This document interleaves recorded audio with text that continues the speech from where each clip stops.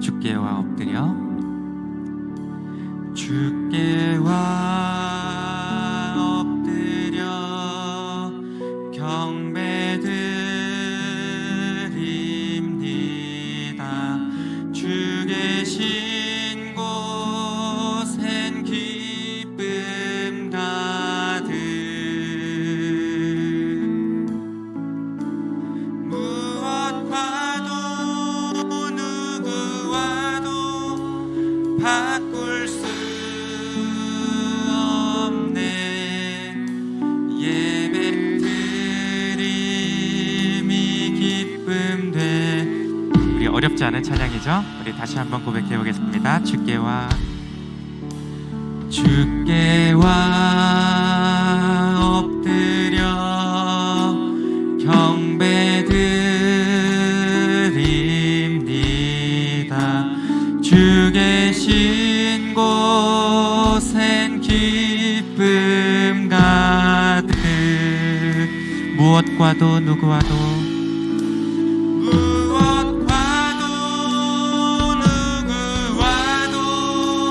바꿀 수 없네. 예배드림이 기쁨 됩니다. 우리 성도님들께 한 가지 질문을 드리고 싶습니다. 정말로 예배 가운데 기쁘십니까? 우리 주님께서 함께 하시는 곳 어디라면 우리 가운데 기쁨이 충만해야 될 줄 믿습니다. 우리가 그 믿음 가지고 다시 한번 고백할 때인데, 정말 우리가 세상 가운데 그 누구보다 그 무엇과도 바꿀 수 없는 이 주님의 은혜, 우리 가운데 은혜를 주셔서 우리가 이렇게 예배의 자리 가운데 기쁨으로 예배하고 있는데요, 우리가 감사하는 마음으로 또 기쁜 마음으로 다시 한번 하나님께 찬송으로 영광 올려드리길 소망합니다. 우리 다시 한번 마음을 모아 고백하도록 하겠습니다. 주께와 엎드려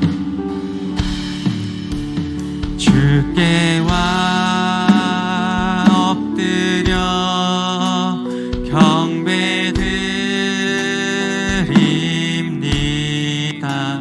주 계신 곳엔 기쁨 가득 무엇과도 누구와도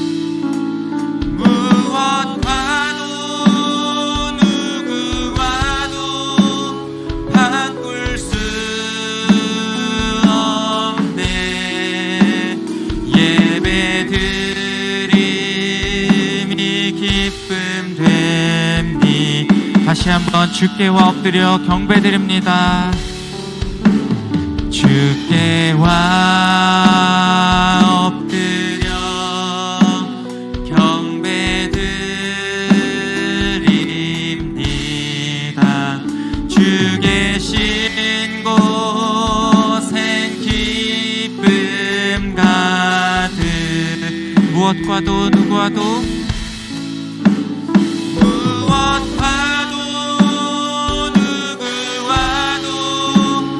바꿀 수 없네. 예배드림이 기쁨 됩니. 무엇과도 누구와도 바꿀 수 없네. 무엇과도 누구와도 바꿀 수 없네. 예배드림이 기쁨 돼. 우리 마지막으로 다시 한번 고백합니다. 무엇과도 누구와도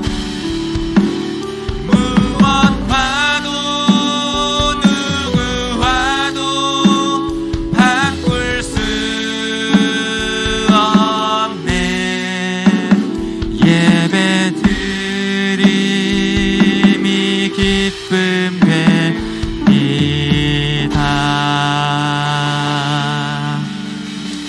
아멘. 우리가 다시 한번 찬양하실 때 기쁜 마음으로 박수 치면서 찬양하도록 하겠습니다.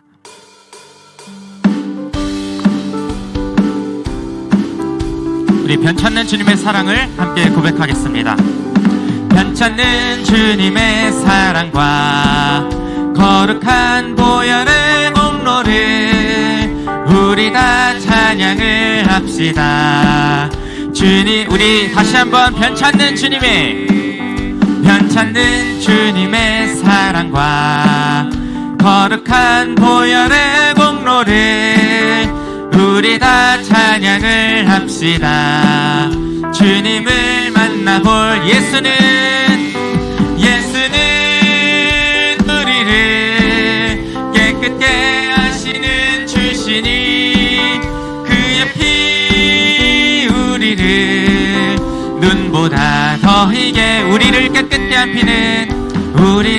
깨끗게 한 피는 무궁한 생명의 물일세 생명의 구원을 받은 자 하나님 찬양을 예수는 우리를 깨끗게 하시는 주시니 그의 피 우리를 눈보다 더 희게 주님의 깨끗한 보혈을 날마다 입으로 간증해 담대히 싸우며 나가세 천국에 들어갈 아멘. 예수는 우리를 깨끗게 하시는 주시니 그의 피 우리를 눈보다 더 십자가 튼튼히 붙잡고 날마다 이기며 나가세 머리에 면류관 쓰고서 주 앞에 찬양할 예수는 우리를 깨끗게 하시는 주시니 그의 피 우리를 우리 4절 다시 한번 고백합니다. 십자가 튼튼히 붙잡고 날마다 이기며 나가세 머리에 면류관 주 앞에 찬양할 때까지 주 앞에 찬양할 예수는 우리를 깨끗게 하시는 주시니 그의 피 우리를 눈보다 더 다시 한번 예수는 우리를 깨끗게 하시는 주시니 그의 피 우리를 눈보다 더 희게 죄 많은 이 세상은 내 집안이네 내 모든 보화는 저 하늘에 있네 저 천국 문을 열고 나를 부르네 나는 이 세상에 정들쓰오 오 주님 같은 친구 없도다 저 천국 없으면 난 어떻게 하나 저 천국 문을 열고 나를 부르네 나는 우리 목소리로 함께 고백합시다. 저 천국에서 모두 날 기다리네 내 주 예수 피로 죄 씻음 받았네 나 비록 약하나 주님 날 지키니 나는 이 세상에 정들쓰오 주님 같은 친구 없도다 저 천국 없으면 난 어떻게 하나 저 천국 문을 열고 나를 부르네 나는 오 주님 같은 친구 없도다 오 주님 같은 친구 없도다 저 천국 없으면 난 어떻게 하나 저 천국 문을 열고 나를 부르네 나는 우리 다같이 3절 고백합니다. 저 영광의 땅에 나 길이 살겠네 손잡고 승리를 외치는 성도들의 기쁜 찬송 하늘 울려 퍼지네 나는 이 세상에 오 주님 같은 친구 없도다 저 천국 없으면 난 어떻게 하나 저 천국 문을 열고 나를 부르네 나는 이 세상 오 주님 같은 친구 없도다. 저 천국 없으면 난 어떻게 하나. 저 천국 문을 열고 나를 부르네. 나는 이 세상에 정들 수 없도다. 우리 주님께 감사 영광의 박수 올려드리도록 하겠습니다. 할렐루야.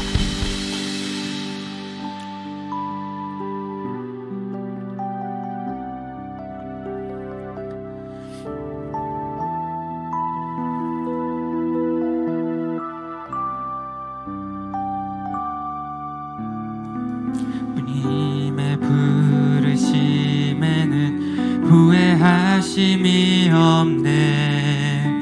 내가 이 자리에 선 것도 주의 부르심이라. 하나님의 부르심에는 결코 실수가 없네. 나를 부르신 하나님의 신실하심을 믿네. 날 부르신 뜻 내 생각보다 크고, 날 향한 계획 나의 지혜로 측량 못하나. 가장 좋은 길로, 가장 완전한 길로 오늘도 날 이끄시. 우리 처음부터 다시 한번 고백합니다. 하나님의 부르심은, 하나님의 부르심에는 후회하심이 없네. 내가 이 자리에 선 것도 주의 부르심이. 하나님의 부르심, 하나님의 부르심에는 결코 실수가 없네. 나를 부르신 하나님의 신실하심을 믿네. 날 부르신 뜻 내 생각보다 크고, 날 향한 계획 나의 지혜로 측량 못하나. 가장 좋은 길로, 가장 완전한 길로 오늘도 난 이끄심 믿네. 작은 나를 부르신 뜻을 나는 알 수 없지만, 오직 감사와 순종으로 주의 길을 가. 때론 내가 연약해져도 주님 날 도우시니. 주의 놀라운 그 계획을 나는 우리 믿음으로 함께 선포합니다. 날 부르신 뜻 내 생각보다 크고, 날 향한 계획 나의 지혜로 측량 못하나. 가장 좋은 길로, 가장 완전한 길로 오늘도 난 이끄심이. 날 부르신 뜻 내 생각보다 크고, 날 향한 계획 나의 지혜로 측량 못하나. 가장 좋은 길로, 가장 완전한 길로 오늘도 난 이끄심이. 신실하신 주를 찬양해. 신실하신 주를 찬양해. 아멘. 우리가 다 함께 세 가지 기도 제목을 놓고 우리가 함께 기도하도록 하겠습니다. 먼저 예배를 위한 기도입니다. 겸손히 주님 앞에 엎드려 영으로 진리로 예배하는 자리마다 성령님 임재하여 주시고 진리의 말씀이 선포될 때 살아계신 하나님을 만나는 복된 예배가 되어 예배의 생활이 예배화가 되게 하옵소서. 담임 목사님을 위한 기도입니다. 담임 목사님께 날마다 성령의 충만함과 영적 민감함과 능력을 부어주셔서 맡겨진 사명을 잘 감당케 하시고 늘 영육의 강건함과 평안함을 주셔서 매일의 삶을 주님과 동행하는 축복의 통로로 쓰임받게 하옵소서. 교회를 위한 기도입니다. 우리 지산교회가 영으로 진리로 거룩하여져서 주님께 칭찬받는 교회로 준비되게 하시고 그리스도의 사랑으로 하나님을 섬기며 성도들과 화목하며 이웃과 지역사회 나눔을 통하여 하나님께서 이 땅 가운데 지산교회에게 맡겨주신 사명을 넉넉히 감당하는 공동체가 되게 하옵소서. 우리가 이 세 가지 기도점을 놓고 우리가 주여 한번 부르시고 통성으로 기도하며 나갑니다. 주여,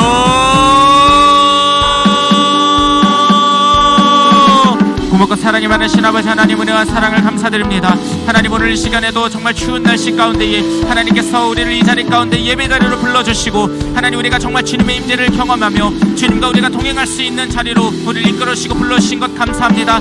하나님, 정말로 하나님의 부르심에는 후회하심이 없다고 주님께서 말씀하셨듯이 하나님, 내가 이 자리에 선 것도 주님의 부르심임을 우리가 확신하며 우리가 결단하며 하나님, 예배자리 가운데 나갈 수 있도록 도와주시옵소서. 우리의 연약하고 우리의 부족한 모습들은 다 주님, 우리가 십자가에 못 박게 하시고 하나님, 이제는 이 자리 가운데에 주님의 은혜만이, 성령의 충만함만이 가득 넘치는 예배의 자리가 될 수 있도록 도와주시고 우리가 주님 앞에 엎드려서 우리가 주님을 경배함으로 나아갈 때 하나님, 우리 한 사람 한 사람 정말 주님께서 붙들어 주시고 하나님의 권능의 팔로 우리를 붙잡아 주셔서 하나님, 예배 자리 가운데 그냥 마당들만 밟고 돌아가는 시간이 아니라 시간만 때우려고 아버지 돌아가는 시간이 아니라 하나님, 이 자리 가운데 하늘의 문을 여시고 놀라우신 은혜들을 주님께서 쏟아부어 주시옵소서.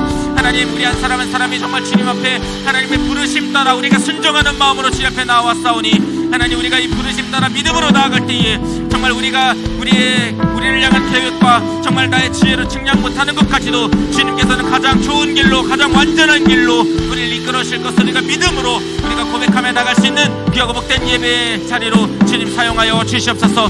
오늘도 함께 하실 주님께 감사와 찬송과 영광 올려드리며 오늘도 주님 손에 맡겨드리며 예배를 주님께서 기뻐 받아 주시옵소서. 모든 말씀 우리를 죄에서 원하신 예수님의 이름으로 기도드렸습니다. 할렐루야. 하나님 아버지, 감사합니다. 주님의 보호하심 가운데 오늘 한날도 지켜주시고 수요 예배로 인도하신 하나님 감사합니다. 이 시간 온 마음으로 아버지 하나님 사모하는 마음으로 우리의 예배를 드립니다. 성령 하나님 임재하여 주시고 은혜를 부어 주시옵소서. 아버지, 십자가의 사랑으로 저희들을 불러 다녀 삼으신 하나님, 날마다 그 하나님을 가까이 하며 새롭게 말씀을 주신 그 말씀 붙잡고 넉넉히 이기며 승리하는 신앙생활 되게 하여 주시옵소서. 아버지, 참으로 우리가 때로는 힘들고 어려운 가운데 있지만 우리를 향하신 하나님의 그 선하신 뜻을 믿고 때를 따라 도우시고 공급하시고 인도하시는 그 주님을 신뢰하며 의지하며 나아갑니다. 주님, 불쌍히 여기시고 긍휼을 베풀어 주시옵소서. 우리 교회를 사랑하신 하나님 감사합니다. 우리 모두 성숙한 성도로 영향력 있는 지도자로 사랑으로 하나 되는 믿음의 공동체를 이루게 하옵소서. 이제 또 시작되는 교회 학교의 겨울 수련회를 기억하여 주시고 은혜 가운데 잘 마칠 수 있도록 우리 하나님 함께하여 주시옵소서. 이 시간 단위에 세우신 우리 목사님 늘 영육간의 강건함으로 붙잡아 주시고 이 시간 생명의 말씀으로 우리 안에 기쁨이 넘치고 우리의 속사람이 강건케 하여 주옵시기를 간절히 기도합니다. 이 시간 아버지 성숙리 구역이 찬양으로 영광 돌립니다. 감사를 드리오며 귀하신 예수님의 이름으로 기도합니다. 아멘.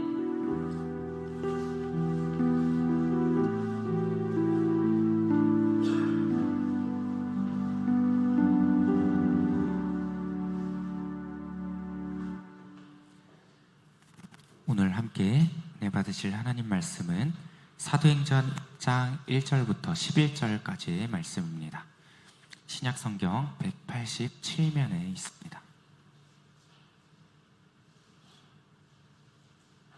사도행전 1절부터 11절까지의 말씀,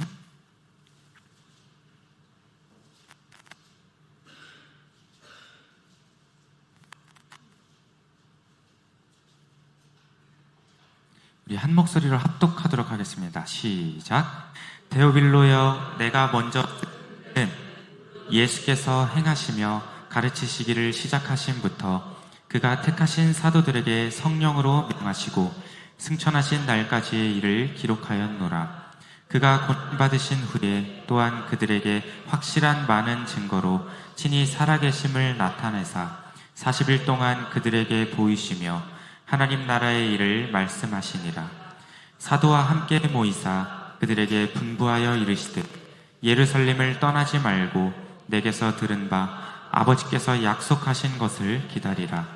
요한은 물로 세례를 베풀었으나 너희는 몇 날이 못되어 성령으로 세례를 받으리라 하셨느니라.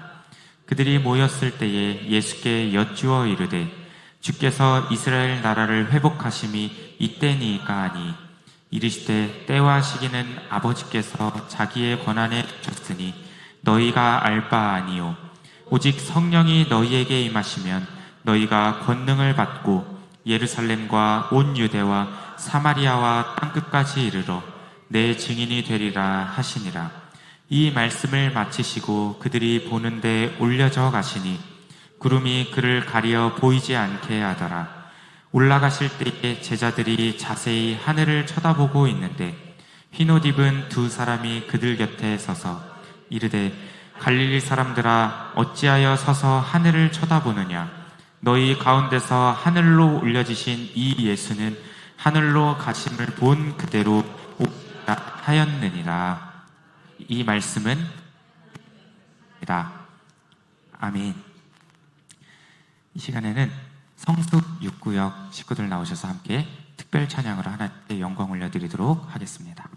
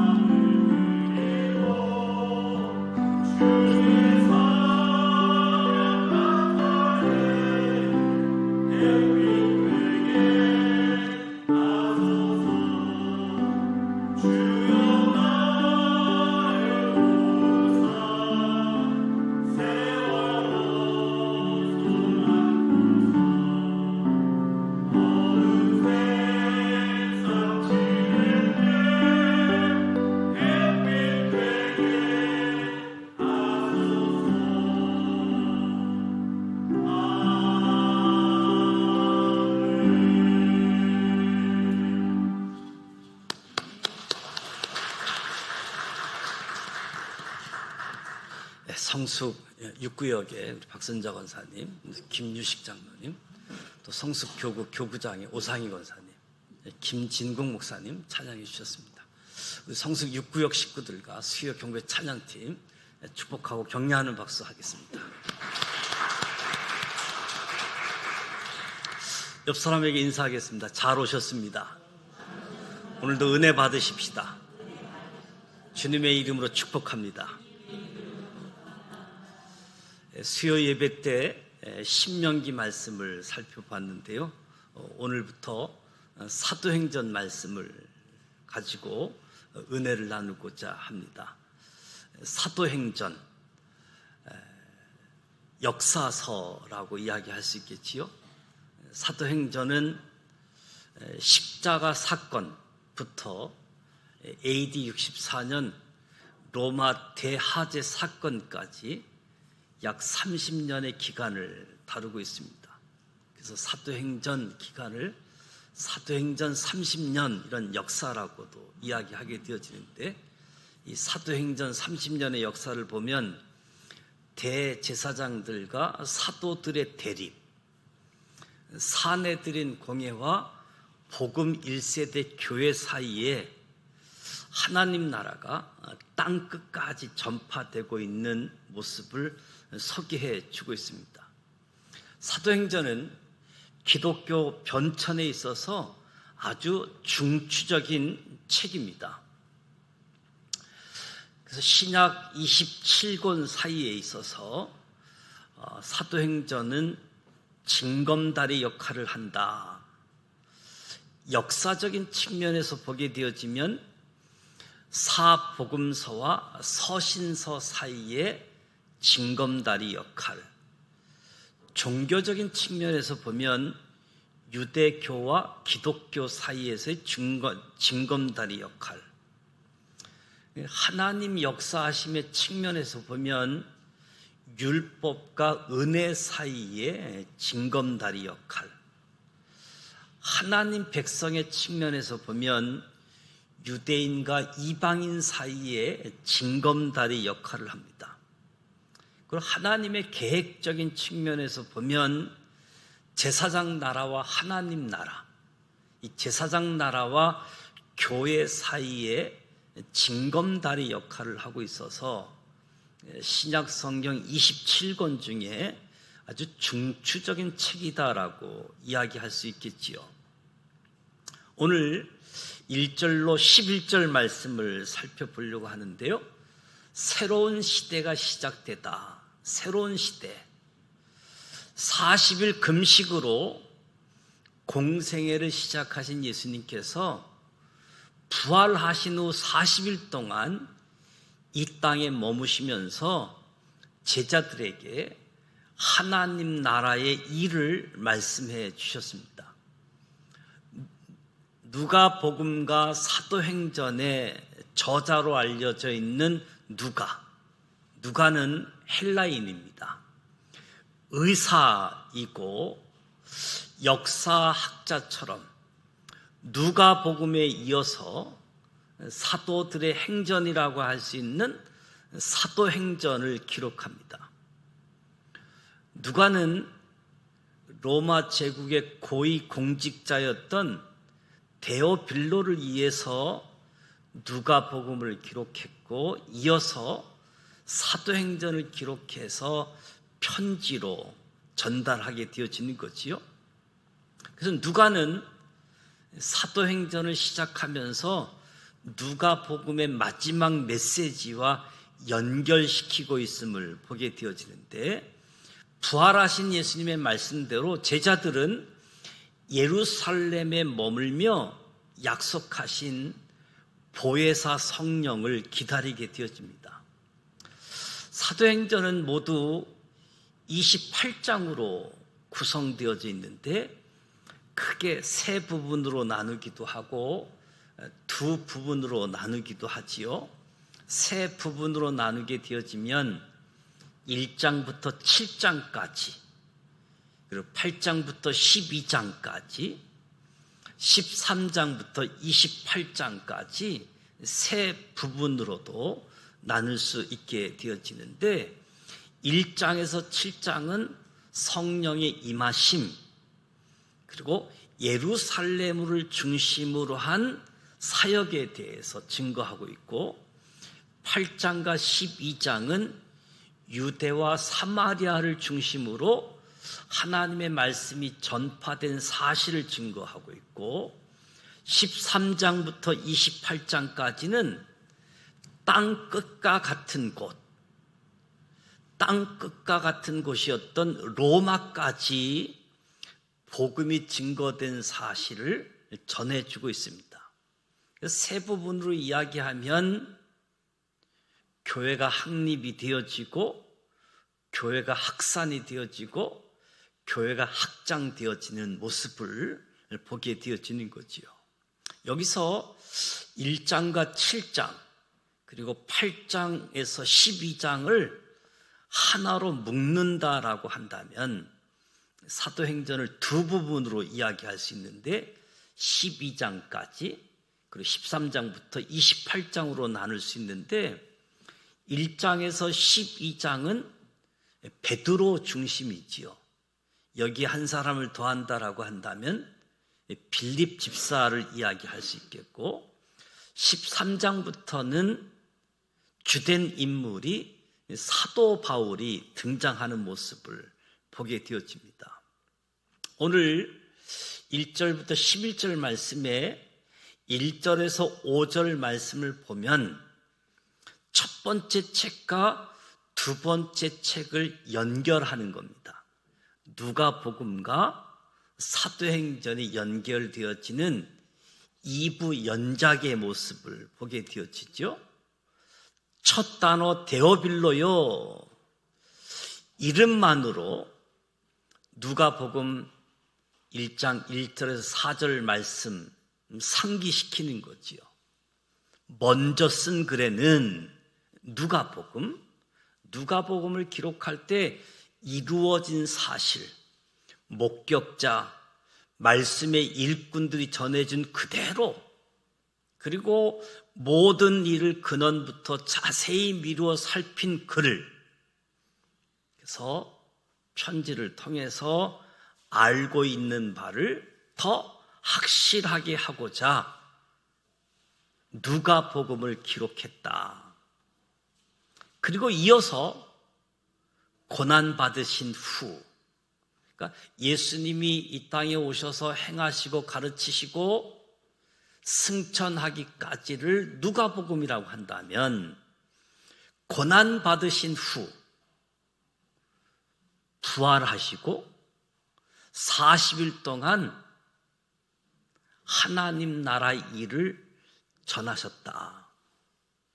예루살렘을 떠나지 말고 기다리라. 성령의 세례를 받으라.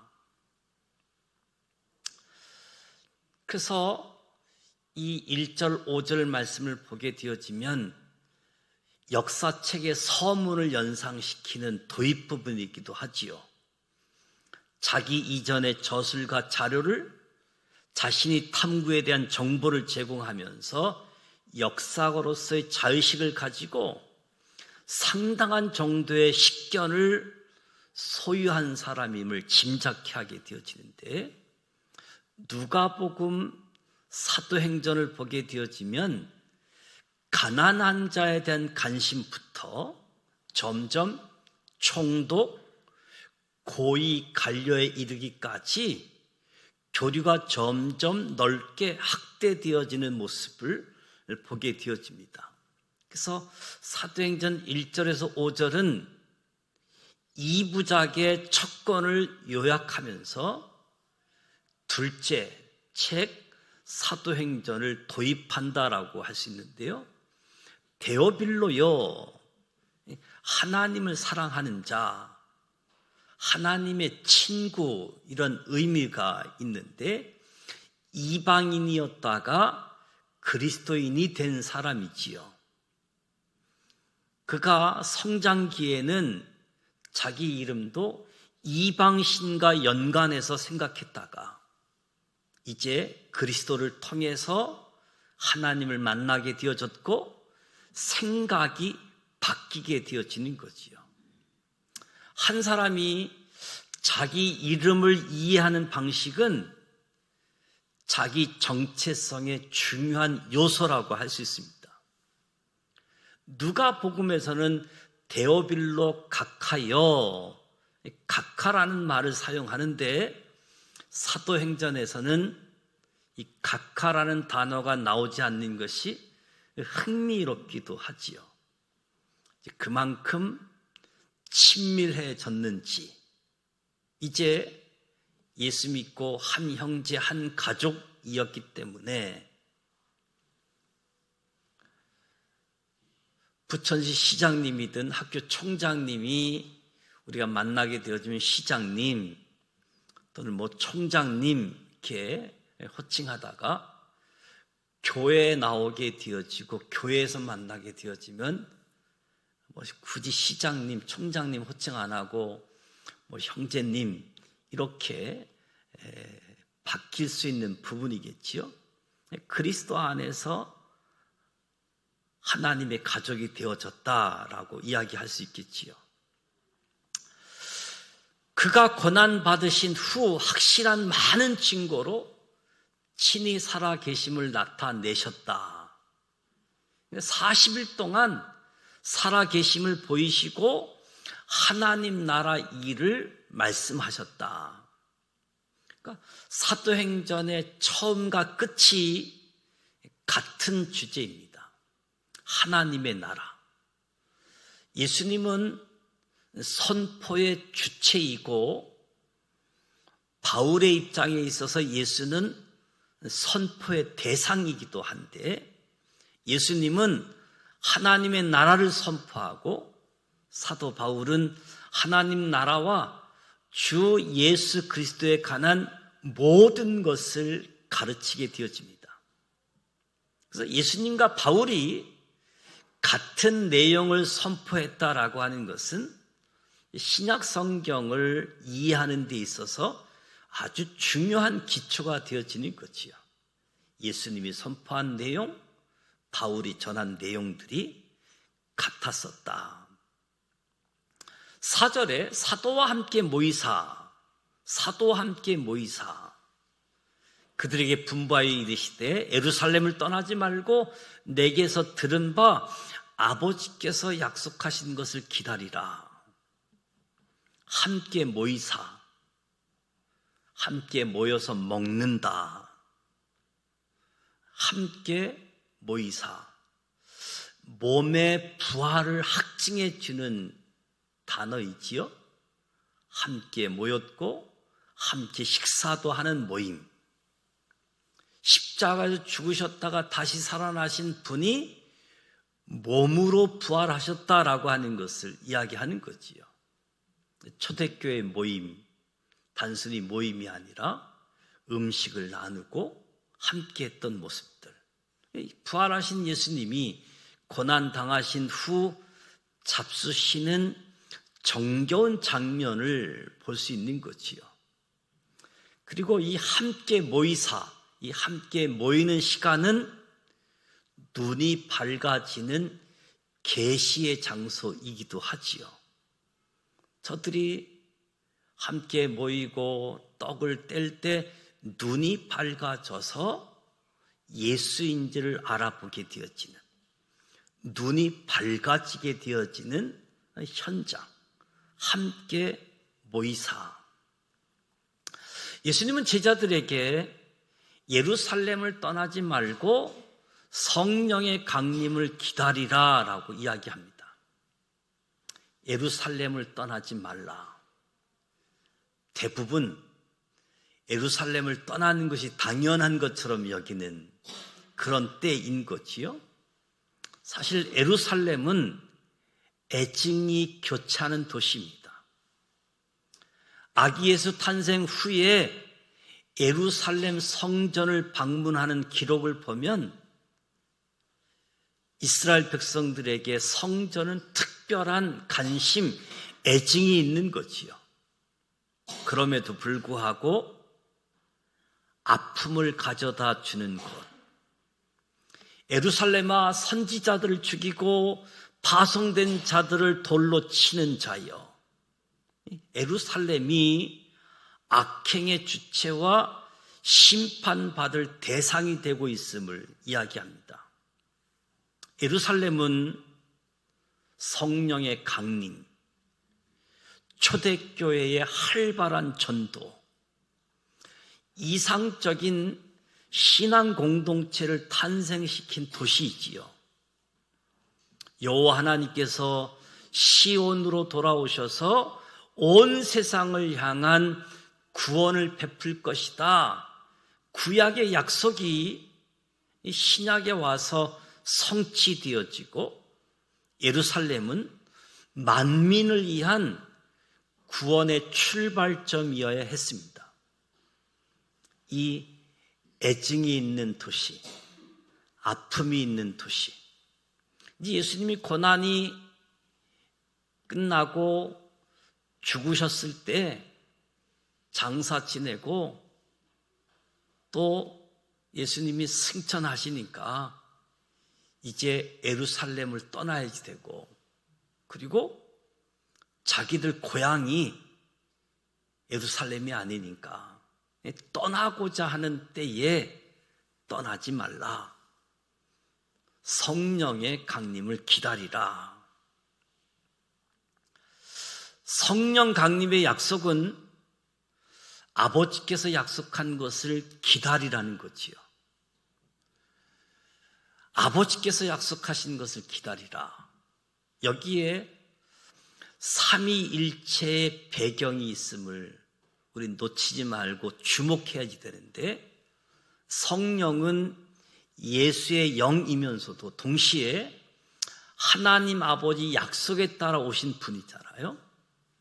그래서 우리가 사도행전을 성령행전이라고 많이 부르는데, 성령을 강조하는 좋은 부분이기도 하지만 성령을 강조하다 보면 또 삼위일체의 포괄성을 놓칠 수 있는 부분도 있다. 성부 하나님, 성자 예수님, 성령 하나님의 사역들, 무엇보다도 성령 강림의 약속, 삼위일체 배경이 있음도 보게 되어지죠. 예수님은 요한의 세례와 성령 세례를 비교합니다. 요한의 세례는 복음 이야기의 중요한 출발점이고 예수님 사역에 대한 준비이기도 하지요. 세례 요한. 세례 요한이 예수의 길을 예비했다, 예수의 길을 준비했다는 말에 저와 여러분이 익숙하지요. 세례 요한은 예수님과의 만남을 준비하는 역할을 했다. 예수님과의 만남을 준비해주는 역할. 예루살렘을 떠나지 말고 성령을 기다리라. 하나님의 뜻은 가라입니다. 흩어지라고 하는 거지요. 그러면서도 흩어짐의 중요성 속에서도 모임을, 흩어지지 않아야 될 때, 모여야 될 때 이 모임도 아주 강조하고 있음을 보게 되어집니다.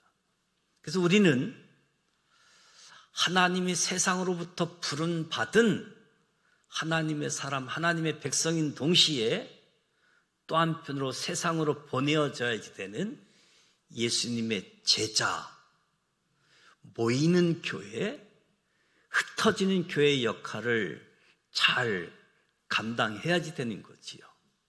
그래서 공예배를 통해서 하나님이 지산교회에 불러 모아주신 사람들이 모여서 하나님을 예배하고 하나님을 찬양하고 하나님이 하신 일들을 간증하고, 그리고 또 흩어져서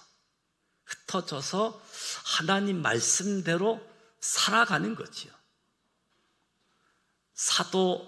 사도행전이라고 이야기하잖아요. 사도들의 경전, 사도들의 교훈집이 아니라 사도들이 말한 언어집이 아니라 사도들이 말씀을 가지고 이렇게 행동했다. 동사, 사도들의 땀이 담겨져 있는 행전을 이야기하는 거지요. 그래서 예루살렘을 떠나지 말고 모이는 교회의 소중함도 우리에게 일깨워 주고 있습니다. 6절에서 11절 말씀을 보면 예수께서 하늘로 올려지시다. 그들이 모였을 때 예수께 여쭈어 이르되 주께서 이스라엘 나라 회복하심이 이때이니까, 이스라엘 나라 회복하심이 이때이니까 하니, 많은 분들이 여전히 잘못된 관심이라고 하는 분들이 있는데, 그럼에도 불구하고 예수님은 이스라엘 나라의 회복에 대한 그 소망 자체를 부정하지 않습니다. 심지어 사도 바울은 자신의 인생과 사역의 목적이 이스라엘의 소망에 있다라고 말하지요. 구약에서 성령의 임하심과 이스라엘의 회복과는 깊은 관련이 있음을 이해하고 있습니다.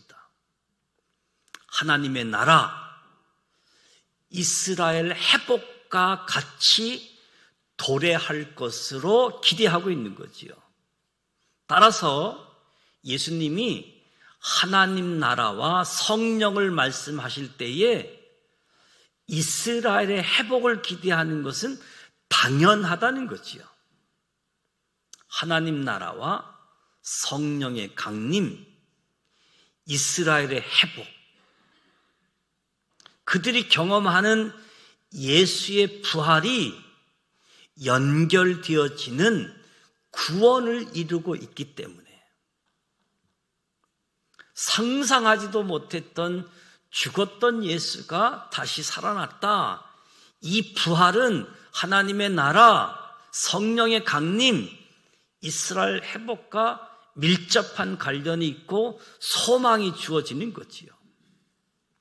그래서 경건한 유대인들은 간절하게 이스라엘의 회복을 기다렸습니다.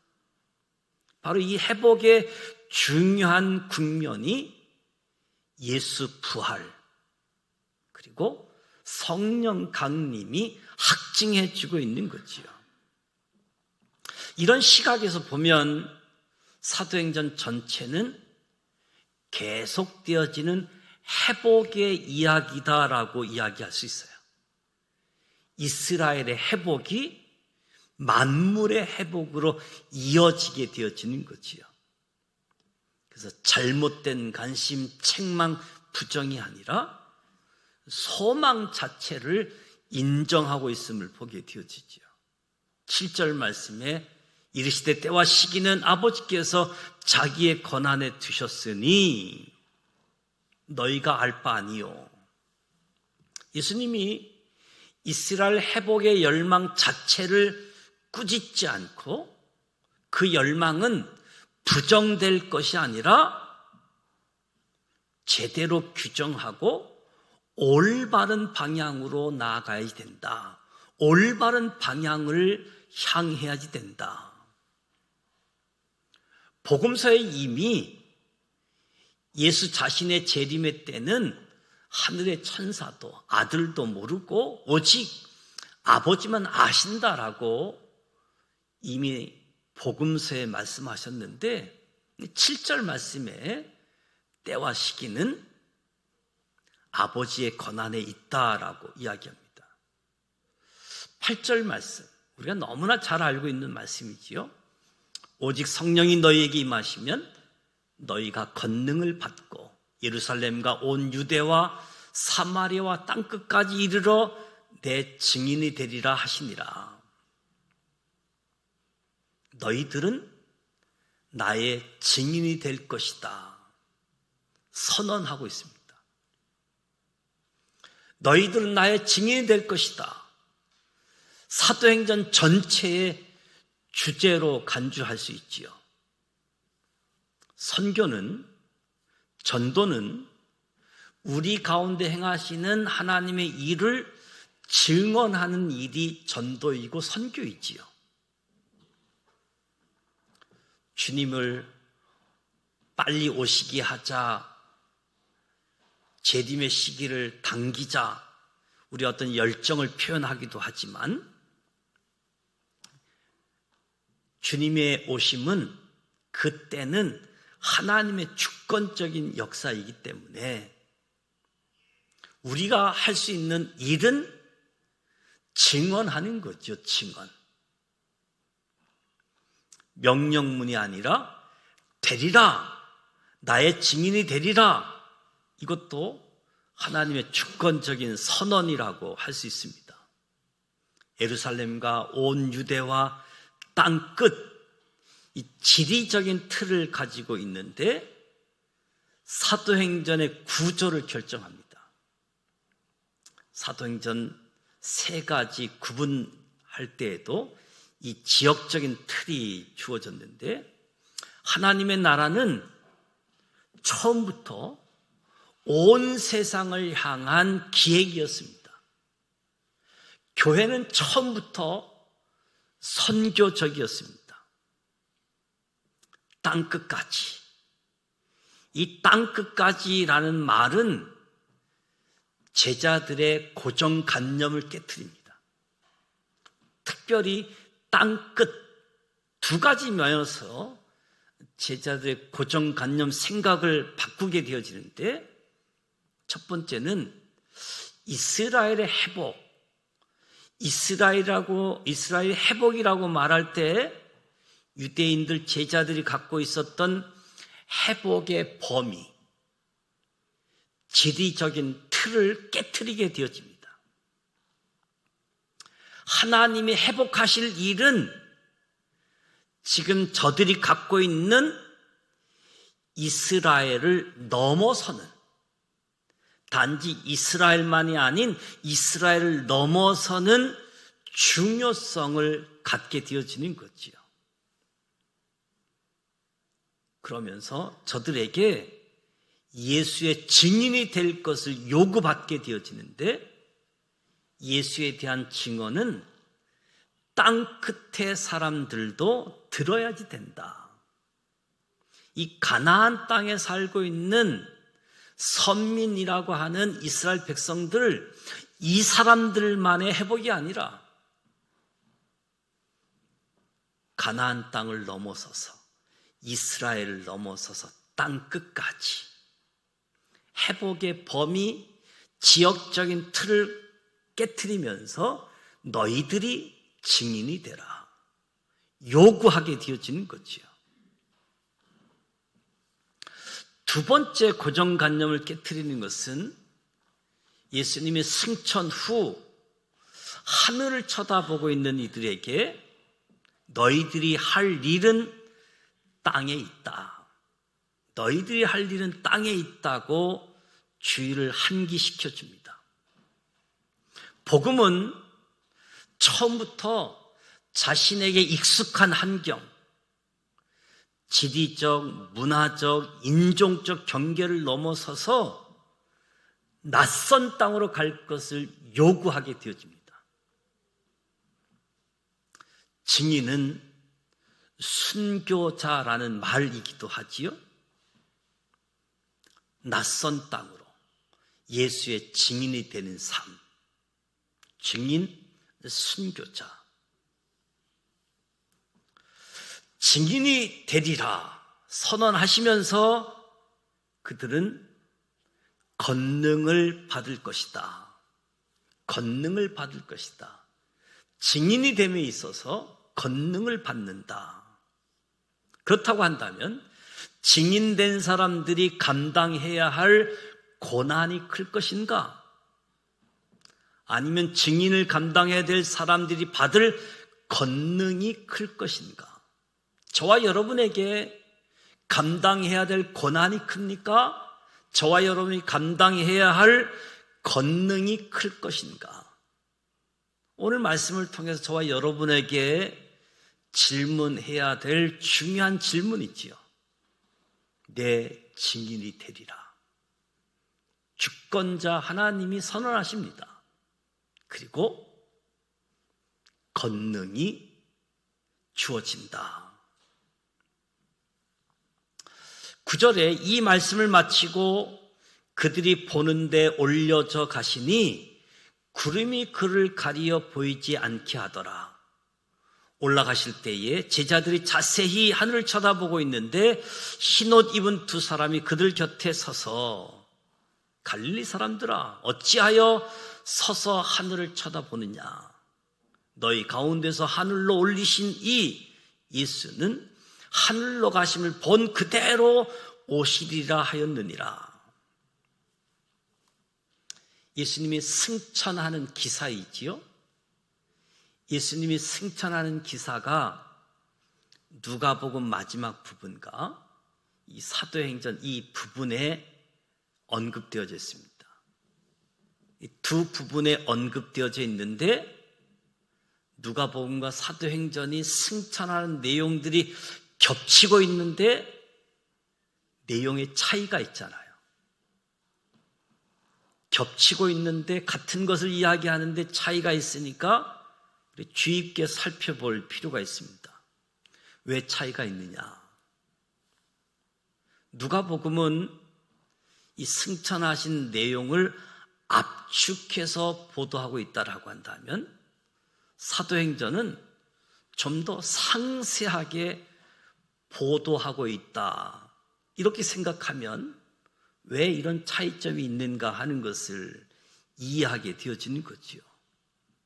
누가복음은 승천에 대한 사도들의 반응을 기쁨 가운데 성령을 기다리는 분위기로 누가복음을 마무리하고 있습니다.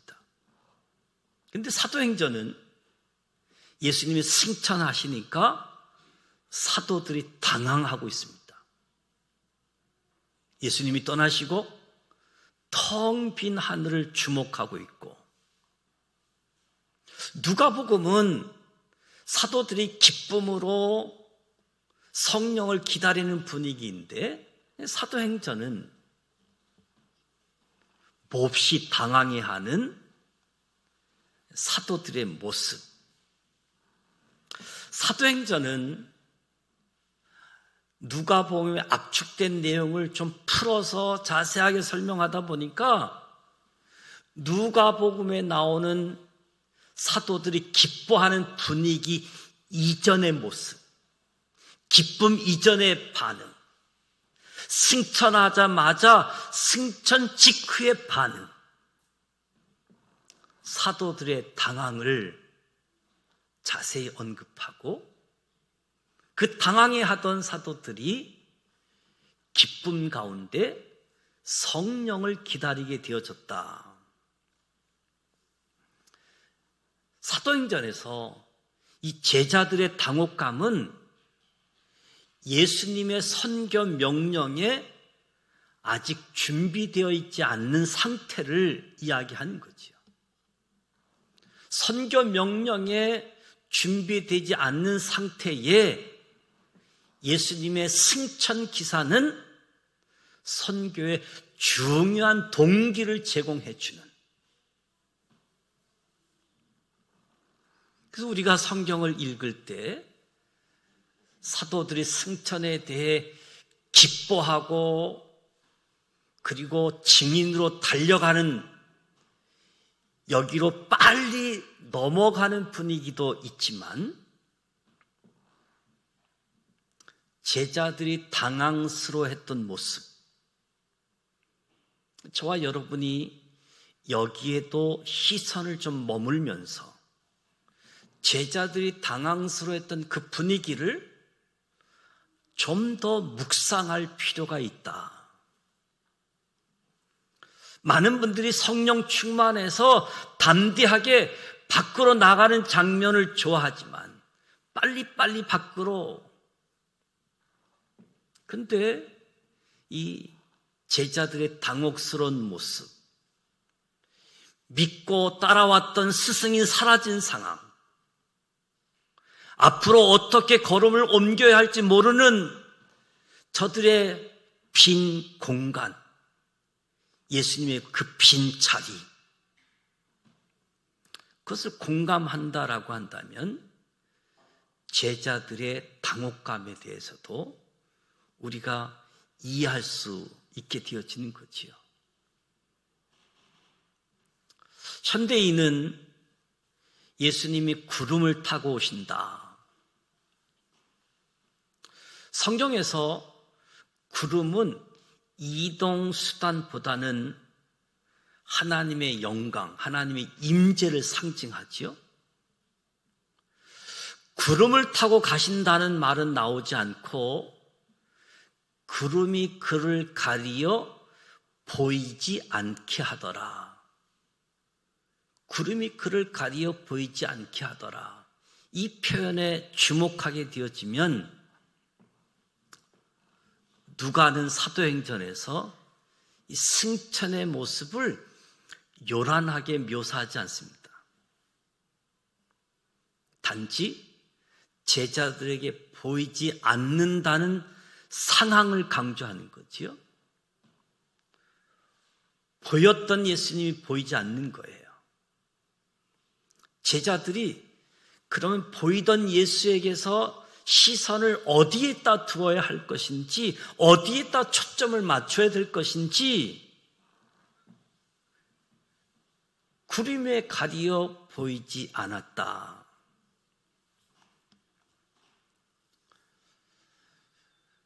예수님이 승천이 전제되어 있고 혹은 예수님이 승천하셔서 하나님 우편에 계신 것을 묘사하고 있는 때에 승천 장면의 기사는 예수님이 더 이상 육체로 그들과 함께 계시지 않는 시대가 시작되어졌음을 알려주고 있는 거지요. 예수님이 더 이상 육체로 함께 하시 않는 시대. 제자들은 무엇을 바라보고 어떤 삶을 살아야 할 것인가? 어디로 걸음을 옮겨야 할 것인가?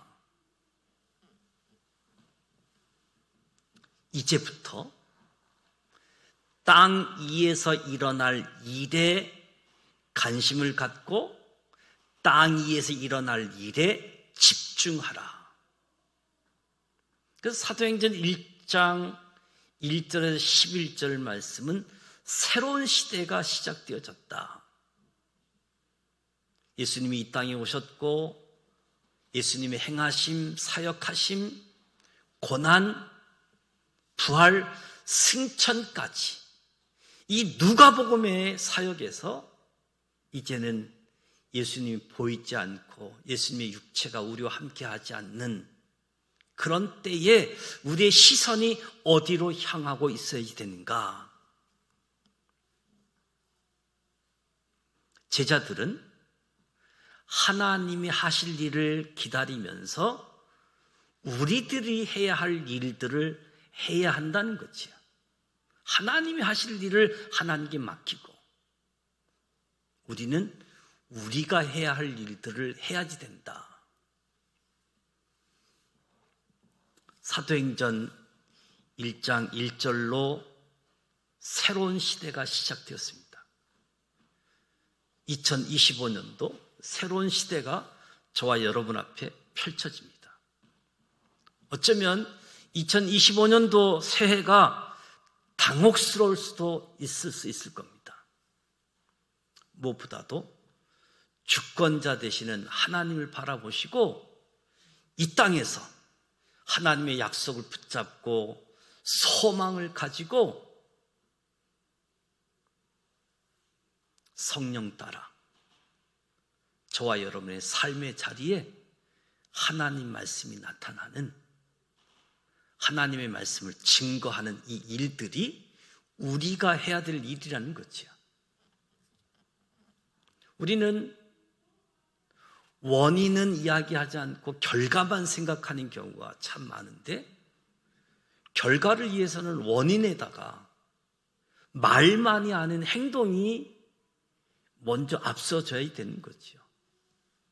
특별히 사도행전, 성령행전이라고 이야기하는데도 특별히 저와 여러분 삼위일체 하나님을 좀 더 폭넓게 기억하면서 그 가운데서도 성령의 역사를 놓치지 말고 이 땅에서 소망 가운데 우리가 해야 될 일, 하나님이 회복하시고자 하는 그 일들, 하나님 나라, 부활, 성령 강림, 다시 오실 예수 그리스도, 새하늘과 새 땅이 이스라엘의 회복과 밀접한 관계가 있음을 볼 때에 오늘 저와 여러분 새롭게 시작하는 날, 하나님에 대한 소망, 다시 오실 예수 그리스도,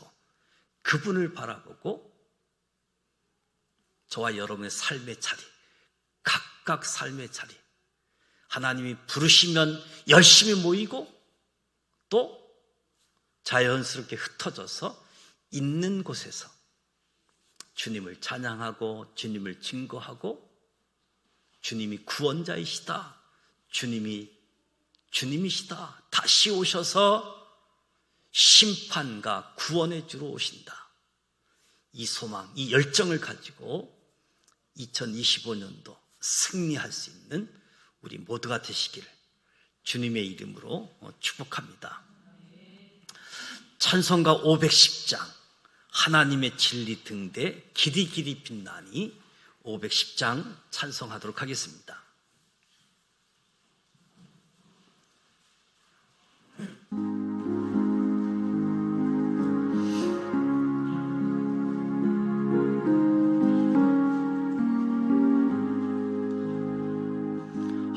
하나님의 진리 등대 길이 길이 빛나니 우리 둘도 등대되어 주의 사랑 비추세. 우리 작은 불을 켜서 험한 바다 비추세. 물에 빠져 헤매는 이 건져내어 살리세. 죄의 밤은 깊어가고 성난 물결 설렌다. 어디 불빛 없는 가고 찾는 물이 많구나. 우리 작은 불을 켜서 험한 바다 비추세. 물에 빠져 헤매는 이 건져내어 살리세.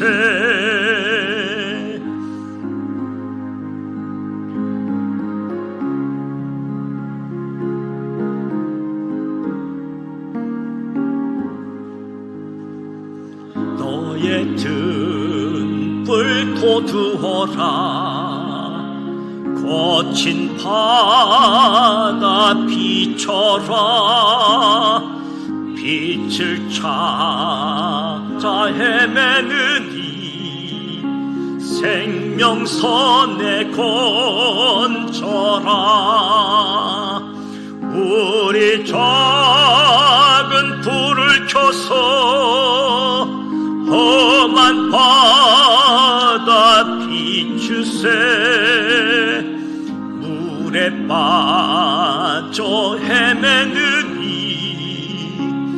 건져내어 살리세. 아멘. 선교 약정 주의를 지키고 또 신년 서원 헌금 기도 제목을 담아서 하나님께 드렸는데 기도 제목을 잘 간직하시고 또 신년도 받은 하나님의 말씀을 붙들고 성숙한 성도로 영향력 있는 지도자로 2025년도 승리하는 한 해가 되었으면 좋겠습니다. 사랑의 쌀 나눔 운동을 전개하고 있는데 마지막 주간 구정 주간이죠. 또 27일 월요일 날을 임시 공휴일로 만들다 보니까 한 9일 동안 연휴가 되어지는 것 같아요. 그래서 이 연휴 속에 또 이웃에게 하나님의 사랑을 전할 수 있는 그런 기회가 되어질 수 있도록 한 사람이 한 구자씩 동참해 주시면 고맙겠습니다. 구정 때문에 아마 16일 오후 3시쯤, 아직 확정은 안 됐는데 아마 대략 3시쯤 전달식을 진행을 먼저 하려고 하고 있습니다. 다음 주 월 하수 청소년 겨울 성경학교가 시작되어지는데 지금 학생들이 이제 방학을 하면서 저녁에 기도회로 준비하면서 성경학교도 준비하고 있습니다. 오늘 아침 이인섭 장로님 아버님께서 하나님의 부름을 받으셨습니다. 연세가 91살 되시는데요. 오늘 조문을 갔더니 장로님 8형제 중에 큰형님이 먼저 돌아가셔서 장남 역할을 하시더라고요. 어머님 90세 계시고요. 그래서 그 작은 교회에 아버님이 출석을 좀 했었는데, 그래서 그 교회에서 집례하고 우리 교회하고 조금 분담해서 하게 되어지는데, 내일 10시에 내일 아침 10시에 조문을 가서 1호 예배를 드리려고 합니다. 뭐 7형제가 있다 보니까 그래서 예배 시간을 분담을 시키더라고요. 그래서 저희 그때 11시에 왔으면 좋겠다라고 해서 아침 10시에 출발을 하려고 하고요.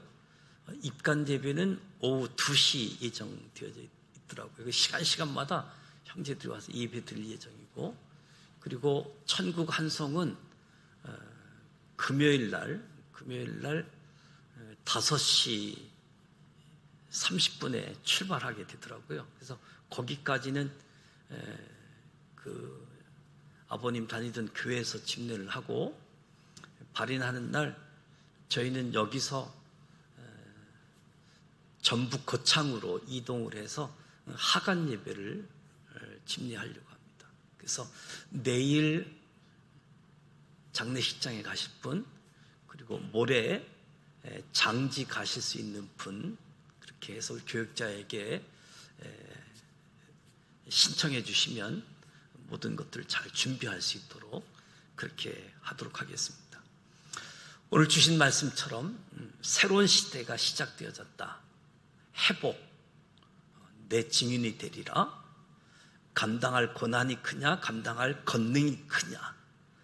우리의 생각을 뛰어넘는 땅끝 하나님이 역사하심에 하늘만 쳐다보고 멍하니 있는 것이 아니라 이 땅에서 하나님이 하실 일들, 우리가 해야 될 일, 여기에 관심 갖고 집중하는데 익숙하지 않는 곳에 흩어져서 예수님이 하신 일들을 증인의 역할을 감당하는 것, 이것이 우리가 해야 될 일들이다. 그래서 이 사도행전 1장의 역사가 2025년도 우리 지산교회 구성원들이 그 역사를 이루어 갈 수 있는, 성령을 강조하면서도 성부, 성자, 성령 하나님, 삼위일체 하나님과 함께 할 수 있는 은혜가 주어지길 원합니다. 주기도문하고 기도하시다가 돌아가길 원합니다. 하늘에 계신 우리 아버지, 아버지 이름을 거룩하게 하시며 아버지의 나라가 오게 하시며 아버지의 뜻이 하늘에서와 같이 땅에서도 이루어지게 하소서. 오늘 우리에게 일용할 양식을 주시고 우리가 우리에게 잘못한 사람을 용서하여 준 것 같이 우리 죄를 용서하여 주시고 우리를 시험에 빠지지 않게 하시고 악에서 구하소서. 나라와 권능과 영광이 영원히 아버지의 것입니다. 아멘.